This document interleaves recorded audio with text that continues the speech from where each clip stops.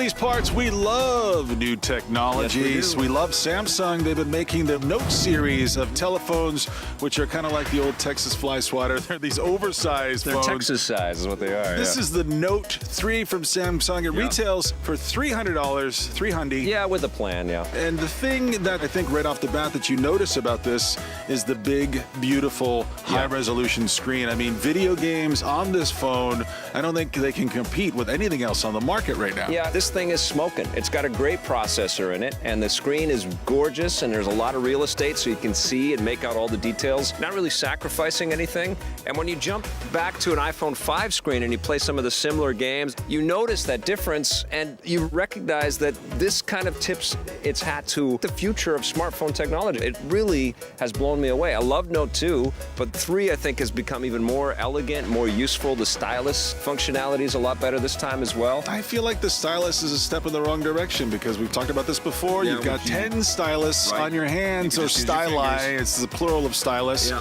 And I'm a typer. I love my laptop. I love my home computer. I love my PC.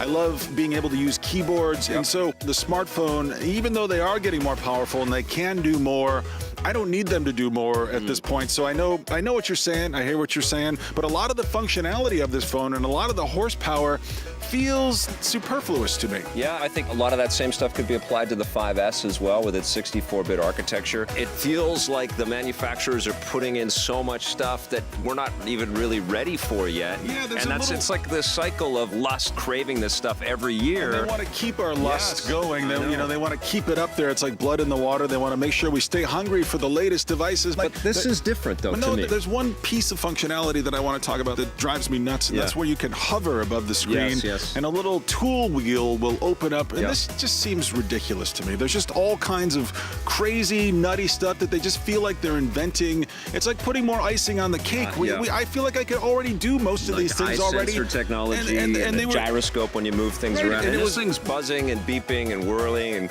you can It's turn all busy. that stuff. It's a busy Yes, machine. and you can also, because it's Android, you can throw on the most simplistic interface that you could ever want. You can customize everything, which is one of the things that I really dig about Android, but you do spend an awful lot of time in Android customizing everything. You spend so much I don't of your wanna time spend that much tweaking, whereas iOS It just works. It just works, Mostly, and there is, except for 7. 7's got some bugs. You know what I do like about this phone? Yeah, it's also expandable. You can add more memory to It's it. actually a good phone. Like Yeah. if you make a phone call on it, you can actually, people can hear you Yeah. and you can hear them. Yep. And that is something we are starting to forget when it I comes know. to our personal devices. It's a terrific phone. This is my favorite for 2013. I'm giving it a 9. How about you? Gets a 7 for me.